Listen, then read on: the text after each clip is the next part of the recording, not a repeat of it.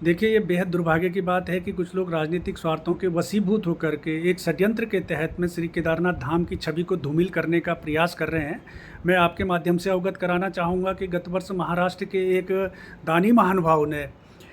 श्री बद्रीनाथ केदारनाथ मंदिर समिति के समक्ष इच्छा प्रकट की थी कि वो केदारनाथ धाम के गर्भगृह को स्वर्ण मंडित कराना चाहते हैं। बद्रीनाथ केदारनाथ मंदिर समिति ने अपनी बोर्ड बैठक में प्रस्ताव पारित करके उस पर व्यापक विचार विमर्श करके निर्धारित प्रक्रियाओं का पालन करते हुए दानी महानुभाव को केदारनाथ गर्भगृह को स्वर्ण मंडित कराने की अनुमति दी। इसके एवज में ना ही दानी महानुभाव के साथ में किसी प्रकार का कोई समझौता किया गया और ना ही दानी महानुभाव की ओर से हमसे कोई शर्त रखी गई और ना ही उन्होंने इनकम टैक्स में छूट प्राप्त करने के लिए हमसे ATG का सर्टिफिकेट मांगा और ना ही हमारे द्वारा उनको ये प्रदान किया गया। मंदिर समिति ने भारतीय पुरातत्व सर्वेक्षण विभाग के विशेषज्ञों की देखरेख में ये कार्य संपादित करवाया और ये भी मैं स्पष्ट करना चाहूँगा कि दानी महानुभाव के द्वारा स्वयं के स्तर से स्वयं के ज्वेलर्स के माध्यम से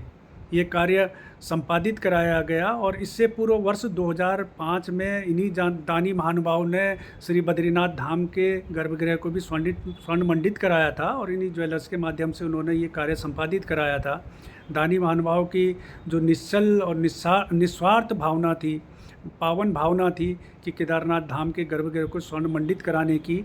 और इसके एवज में उनके द्वारा मंदिर समिति से किसी प्रकार का कोई लाभ भी प्राप्त नहीं किया गया, ना ही उनके द्वारा अपने नाम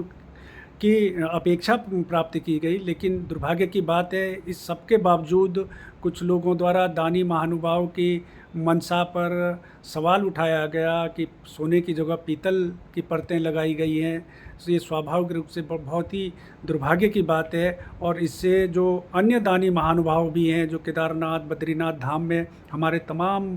प्रोजेक्ट्स में सहयोग करते हैं, मंदिरों के सौंदर्यीकरण में, विस्तारीकरण में, यात्री सुविधाओं के विकास में जो दानी महानुभाव हमको सहयोग करते हैं, उनकी भावनाओं को भी ठेस पहुंची है। और मैं कांग्रेस के मित्रों से, समाजवादी पार्टी के अखिलेश यादव जी से ये भी पूछना चाहूँगा कि क्या उन्होंने आज तक कभी देश में जो मस्जिदें हैं, जो अवैध मदरसे हैं, उनको कहाँ से दान प्राप्त हो रहा है, किन स्रोतों से दान प्राप्त हो रहा है, क्या उन्होंने कभी इसकी इंक्वायरी करी या कभी उन्होंने इस पर सवाल उठाए। कांग्रेस ने हमेशा से हिंदू विरोधी मानसिकता का परिचय दिया है, उसने हिंदुओं की धार्मिक भावनाओं के साथ में खिलवाड़ किया है, हिंदुओं के जो मान बिंदु है, संस्कृति है, उसके साथ में उन्होंने छेड़छाड़ की प्रयास किया है और हिंदू धार्मिक स्थल हैं उनके गरिमा के साथ में ठेस पहुंचाने का उन्होंने प्रयास किया है। और ये इसी क्रम में अब ये केदारनाथ धाम में, क्योंकि आप जानते हैं कि गत वर्षों से केदारनाथ धाम का में देश विदेश से बड़ी भारी संख्या में श्रद्धालु पहुंच रहे हैं, नए रिकॉर्ड केदारनाथ धाम की यात्रा का बन रहा है। इससे विचलित होकर के वो यात्रा व्यवस्थाओं में खलल डालने के लिए, धाम को की गरिमा को ठेस पहुंचाने के लिए, उसको